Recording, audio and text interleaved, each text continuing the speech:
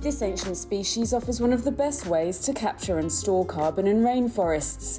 The native conifers carbon sink land restoration project in far north Queensland was the first in a statewide scheme to generate Australian carbon credits.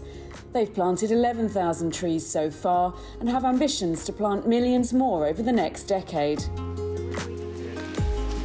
We've chosen to plant native conifers because of their potential to effectively create what we call high-rise carbon. High-rise carbon means they grow very tall. They can lock up more carbon per hectare than any other system. And that's because we can grow lots of them close together and they produce more volume on a per hectare basis than anything else. Even though it takes them quite a while to do that, over the course of 100 years, there's no other system that will produce as much carbon here in the tropics as native conifers. This project is a legacy project. We're planting intergenerational forests that will still be here in hundreds of years. So we're planting these trees for our children and their children and their children.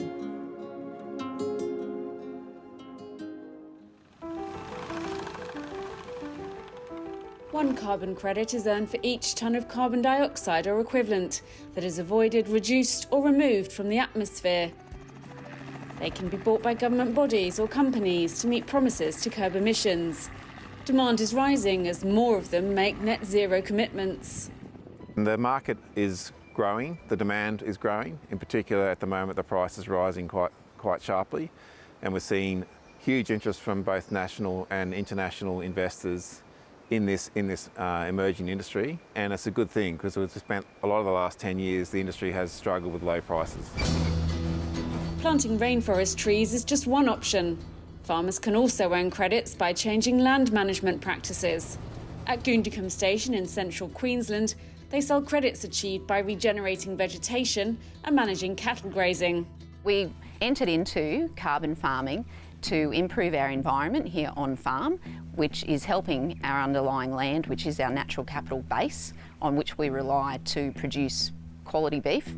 So by improving our soils, water and pasture, we're seeing a better return on our cattle and less erosion on our capital base, which means a cost saving long term. The best part about carbon, it gives you a backup on-farm income without any extra outlay. Over a period of 10, 15 years, it gives you an income. That's a bit like a cheque coming in every year.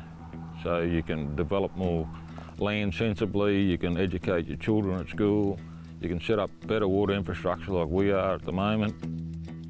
Ahead of the COP26 climate summit, the government agreed to target net zero carbon emissions by 2050.